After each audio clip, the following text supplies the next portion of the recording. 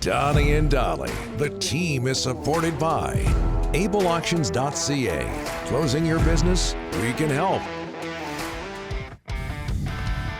All of today's guests, including Farhan Lalji, standing by, brought to you by the Vancouver Giants. Get your season tickets for as low as $17 a game, or pick up a White Spot pack, which includes 4 tickets and a $40 White Spot gift card starting at $125. Oh, yeah. Get all the details at vancouvergiants.com/tickets.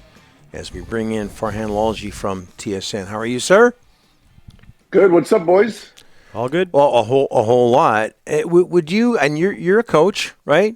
Would you ever ask your players to share their photos from their phones, a la Mike Babcock? That's a good question. Actually, no, I don't. I would never have done that. But I mean, you're certainly dealing with younger kids as opposed to adults. So there certainly are other privacy issues and appropriateness issues that come with that, depending on age. I get what he was trying to do. Yeah. The Frankie Corrado comments are pretty interesting. But obviously a player and a coach who didn't necessarily click or connect or anything like that. And, it certainly is a type of activity or action or whatever that people can take a lot of different ways, right? So, I saw the statement that Columbus put out about how, look, it was just more of a team building thing than anything like that. And so I understand it, but I also see how something like that, if not executed perfectly, can certainly be taken a lot of different ways by different people. Yeah, I've said this before on the show, at least I did yesterday and earlier today, that I think the intentions were good, but because it's Mike Babcock, Elliot Friedman said it among others. He has to be perfect given his past. Hey, football. Farhan, what went through your mind when you saw what happened to Aaron Rodgers on Monday night? Disappointment, right? Just for him. I mean, like when the injury happened, I kind of thought that's what it was immediately, just because of the nature of not just the injury, but what he'd been dealing with injury-wise with the calf going into the season. But certainly nothing you feel good about being right about, right? For him to make that change, and you could tell that it gave him a new sense of enthusiasm and energy towards the game. And, things had kind of gotten sour a little bit the last couple of seasons in Green Bay. Even if he had some success in 21 and didn't in 22, you could tell the bloom had worn off the rose there. So with all the attention in New York and the way that roster was set up and just how compelling that division was now going to be, right, with the quarterbacks and the quality of the teams 1 through 4, disappointing. Happy to hear him say that he's going to rise again, and Robert Saleh to say that he'd be shocked if this is the way he was going to go out. Hopefully he can come back and finish strong because he's had such a good career, but just a ton of disappointment for everybody involved. Yeah. It doesn't sound like he's done. Farhan, it's not going to happen, but what kind of job would Nathan Rourke do if he was acquired by the Jets? I think he'd do a great job, right? And I tweeted about that if the Jets were smart, that's what they do. But it's certainly not a move that you could execute with the thought that he's going to be the guy, right? Because nobody in New York would accept that or buy that. He doesn't have the resume, right? If you go out and get a Matt Ryan or a Carson Wentz, you get a lot of people who don't like it, but everyone would know who he is. And you would get some people that think, okay, they're taking a real shot at this. If you were to bring him in, you'd have to say, look, we just want quarterback depth and we want to get somebody else in the building. To pluck him off someone's practice roster means he's got to be on our active roster for at least 3 weeks, which could kind of justify elevating him to 2, not 3. And then eventually when Zach Wilson struggles, Nathan would get his chance and he'd do well. I have no doubt in his ability to play at that level. It's just a case of whether or not he's going to get the right opportunity. And that would be a good one because of what that roster looks like, right? We've often talked about Arizona and how that might be a bad one. It would get him on the field, but a roster set up to struggle. So, although Joshua Dobbs didn't necessarily do that in his first outing with Arizona. But I have every faith that if Nathan got an opportunity, he'd do well. I just don't think that's the opportunity he's going to get in New York. Farhan, Seahawks boot off the field. I'm still trying to comprehend, how do you only get 12 yards of offense in the second half? Yeah, it was difficult to watch, and I know that both offensive tackles went down, and that certainly hurt them. They were really, really bad on third down especially, but you could just see that they just didn't have time to get anything going when they got into that second half. And I don't want to blame it all on the offensive tackles. I think the scheme's got to be able to help it a little bit, right? And I don't think they did well. I'll be honest with you. I don't think that's sustainable. I think they'll be better offensively. What really, really troubled me watching was just how bad they were up front defensively. This is a team that got zero pressure on Matthew Stafford. Forget sacks. I think he got hit twice the entire game, let alone sacked at all. And they made Matthew Stafford look like an MVP candidate the way he played in that last game, especially without Cooper Kupp. For him to throw for 335 or whatever he did.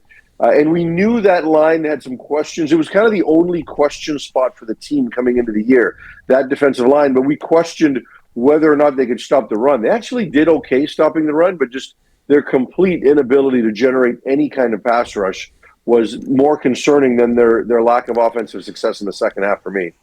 Farhan, Lions got Ottawa in town. Look, the Argos and Winnipeg, I'm sure a lot are going to pick them to be in the Grey Cup. Can the Lions get in there? You think they're at that level?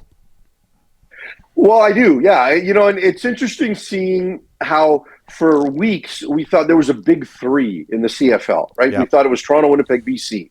And let's see what happens at the end of the year when Winnipeg plays Toronto and then Winnipeg plays BC again and what that's going to look like. And then all of a sudden it became a big two. BC lost 3 of 4.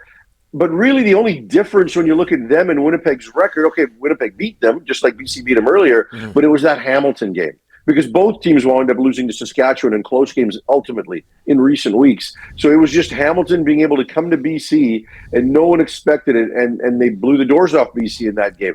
And BC's got to make sure that Ottawa doesn't do that again. That Hamilton game has got to be a complete wake-up call for weaker teams in the East or in the league, coming in. Like, you can't take them lightly.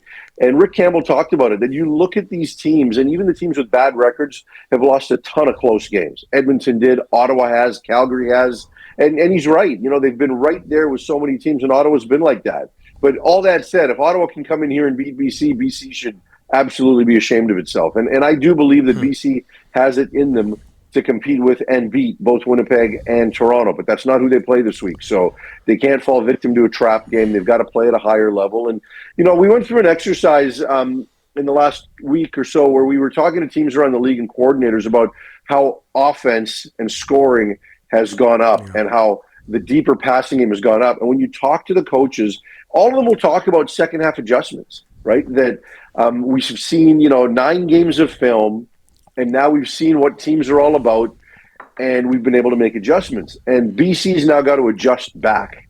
Their defense has now got to say, okay, teams have tried to attack us this way. They've seen what we put out on tape. We have to adjust back and counter and show how we're going to evolve over the final 6 weeks of the season. Because when your season's a marathon, not a sprint, those adjustments in season, not just in game, matter. And BC's got to show that. Yeah. All right, Farhan, before we let you go back to hockey, you're in the Canucks dressing room on a regular basis, dealing with somebody like Quinn Hughes. Is he the right choice for Canucks captain? First time we've talked to you since this news broke. Yeah, I think he is. I really do. We talked about the other 2 names, right? I think all of us figured that could it be JT Miller, could it be Elias Pettersson and for obvious reasons, it probably can't be either one of them. But that doesn't mean Quinn Hughes is a consolation prize, because right from the beginning, Rick Tocchet has talked about this guy. He's had his name front and center in that conversation, and we kind of know Quinn in terms of how he came into the league is a little bit more mild-mannered and soft-spoken, but I do think he's evolved. He has, he's been confident in how he's projected the message. Rick Tocchet has talked about him being comfortable having uncomfortable conversations with people. And, even though it didn't necessarily affect Tocchet, the stuff that he had to say early on in the year around Tanner Pearson and the injury and things like that kind of showed you a guy that's willing to step out a little bit and say some things. So I think Quinn Hughes is absolutely the right choice, and I like how he's matured and evolved over his time here with Vancouver, and think he can continue to do that and be a good captain.